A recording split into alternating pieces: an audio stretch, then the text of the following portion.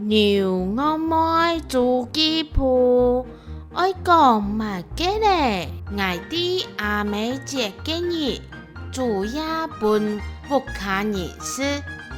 阿妹节嘅早时，我要老阿妹讲过，阿妹听到讲，安样当好，便上地图嘅菜，你做定拿来用。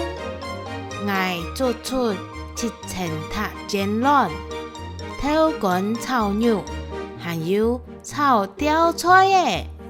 煮好呀，乡下食饭嘅下，阿爸是到7,000塔煎卵讲，呀煎卵无咸淡。我真想到，唔记得表盐，原来煮菜要注意很多事情。阿爸老我讲，阿妹平常煮三餐是当辛苦嘅哦。阿妹讲，安样有心已经当好咧。